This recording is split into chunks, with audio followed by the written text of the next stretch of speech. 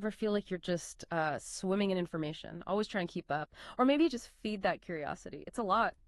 Definitely. What if I told you some of the most interesting, maybe even groundbreaking ideas come from pairing things you wouldn't expect, like an ancient martial art and say basic education? I know it sounds a bit out there, maybe, but stick with us. We're about to dive deep into something that goes way beyond your typical idea of martial arts. It hints at a really surprising and holistic way to think about child development. So today, our mission is basically to cut through some of that noise. We want to pull out the key insights, those real aha moments from a fascinating source. Hopefully, you'll come away feeling genuinely informed and maybe even a bit inspired by some really fresh educational thinking. Get ready, because what we're digging into today is how Jiu-Jitsu, the martial art, when you combine it with principles of psychomotricity, how that combination can actually revolutionize the integral development of children right there in schools. Think of this as your shortcut to getting your head around a pretty groundbreaking teaching approach. Exactly. And the main source we're drawing from today is this really unique book. It's called Jiu-Jitsu e Educação. Aplicações práticas por desenvolvimento de crianças na escola. The author is Eddie de Souza Guimarães Jr. And what makes him, and this book, so compelling is his background. He's got this dual perspective. He's not just a dedicated jiu-jitsu practitioner, with years on the mat. He's also formally trained in pedagogy. And he's actually studying physical education right now, too. So he brings together that practical, lived experience with a really deep theoretical understanding of how kids develop. It makes the material incredibly rich. Yeah, that dual perspective sounds absolutely key. And for you listening, our goal here is to really unpack how jiu-jitsu is so much more than just, physical exercise.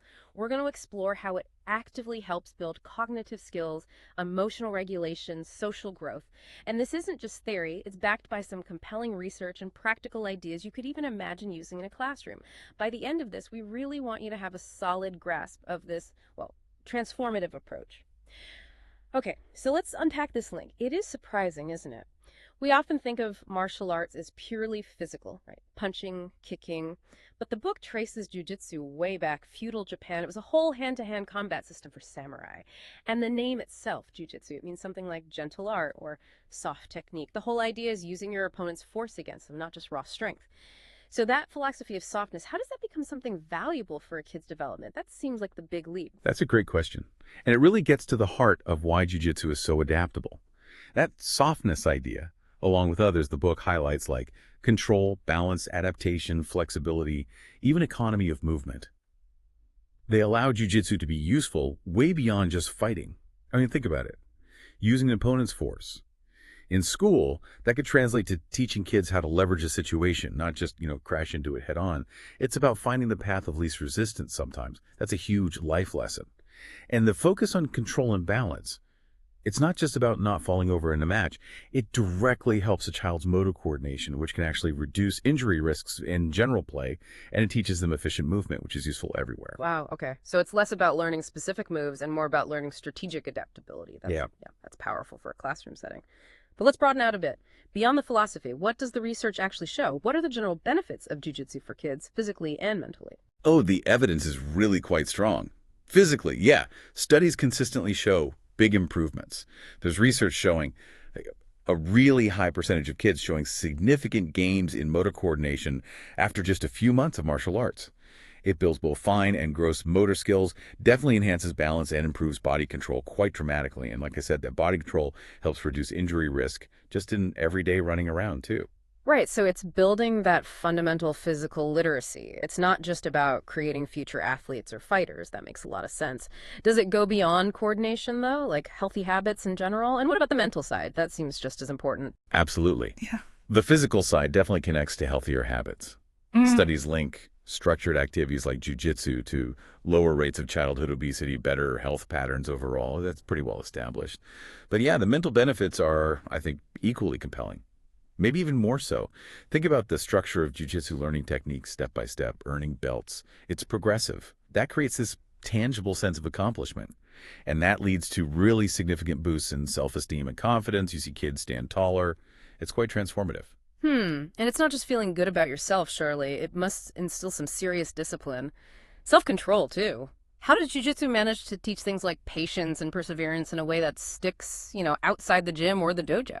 Well, it's kind of baked into the practice itself. Mastery takes time. It takes repetition. Kids learn patience just by showing up and training consistently. They learn perseverance because techniques don't always work the first time or the 10th time. And that discipline, that sticking with it attitude, it really does seem to transfer. You see impacts on schoolwork, how they interact with others, and then there's the problem-solving aspect. That's huge.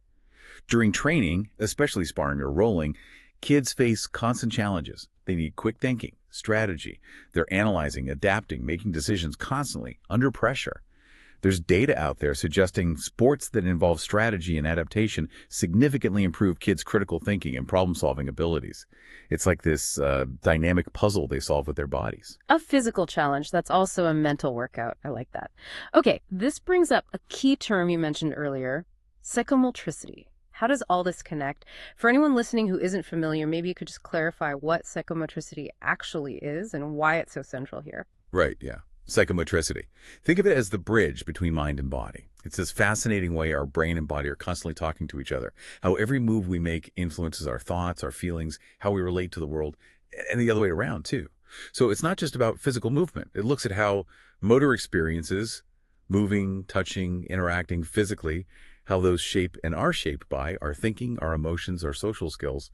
In education, it's seen as foundational for, well, developing the whole child. It's a truly holistic view. Research, I think from the Federal University of San Carlos, for example, found that psychomotor programs led to big jumps in both motor skills and things like spatial awareness. Got it. So it really emphasizes that mind-body connection, seeing the child as an integrated whole, not just muscles over here and brain over there.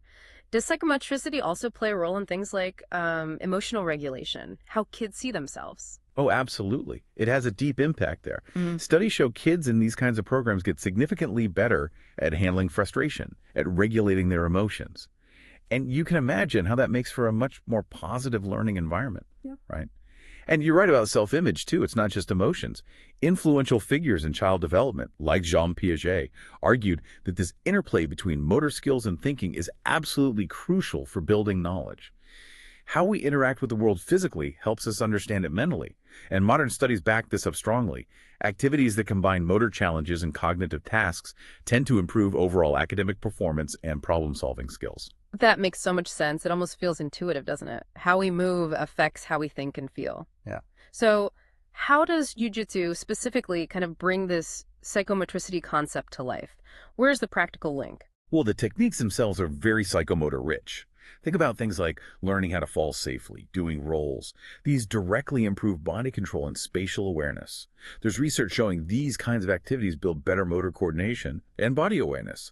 It even helps reduce the fear of falling or getting hurt because kids learn how to fall safely. That's a huge confidence booster right there. And it's always challenging them, which has got to be good for development. Those grappling movements you see in jiu-jitsu, the transitions between positions, they demand really precise body control, constant adjustment. That's not just physical, right? It directly improves fine motor skills, spatial perception.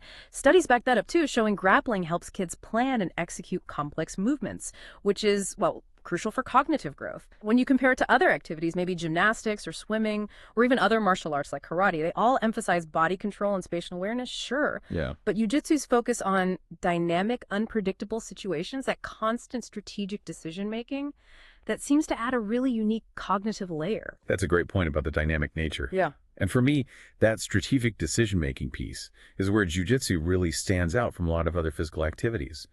Practitioners have to constantly assess what's happening, anticipate the opponent, choose the best technique, often under pressure. This builds critical thinking and problem-solving skills in, like, real time. As numerous studies highlight, it's this ongoing, active puzzle. And academic research definitely supports this. You see recent studies consistently finding kids in regular jiu-jitsu training showing significant improvements, motor skills, coordination, cognitive abilities, compared to kids who aren't doing it. Okay, so we've established all this incredible potential, the philosophy, the physical benefits, the mental boosts, the psychomotor connections. But how do we actually make this happen in a school? How do we bring it into the classroom? The book offers some really practical strategies for basic education. Where does it suggest starting? Yeah, the first step, according to the book, is really about careful planning and integrating it into the curriculum. It's not just throwing jiu-jitsu in randomly. You need to align the activities with existing educational goals. Research actually shows that when you integrate physical activity with the school curriculum, it can significantly boost academic performance and student motivation. It's not separate. So teachers could incorporate basic jiu-jitsu concepts, maybe body control exercises, spatial awareness games into regular PE classes, or they could use specific jiu-jitsu-based activities in extracurricular clubs to really hone things like problem solving or decision making. Makes sense. So it's woven in, not just tacked on. Are there specific activities or games the author recommends? Can you give us a picture of what these might actually look like? Oh yeah, absolutely. The author details several really engaging options. Imagine setting up a movement circuit in the gym. You use mats, maybe some cones, ropes laid out like an obstacle course. Kids are doing safe rolls, maybe crawling under things, leaping over soft obstacles. Each movement is designed to sharpen coordination and body control. It's fun, but purposeful. There's also something called a belt challenge. This sounds like students practicing control techniques in pairs, sort of like mini games, building strength and understanding basic leverage. And then there's playful combat. This involves safe, supervised practice of basic jiu-jitsu moves on mats. It lets them develop practical skills in a controlled, fun way. These activities, they sound like fun, but they're explicitly designed to be highly educational too. That does sound like fun. And I can definitely see how those games would hit cognitive skills like problem solving, not just the motor stuff. What about integrating it in more creative or academic ways? Does the book go there? It really emphasizes the multidisciplinary potential, yes. For math, for instance, you could analyze jiu-jitsu movements, look at the angles involved in a technique, the distances, maybe measure things out. It makes geometry practical. Imagine students calculating the mat area needed for a specific exercise or drill. In language arts, students could maybe keep training diaries, write stories about it, or even create little dramatic skits based on competitions. Great for narrative skills, creative expression.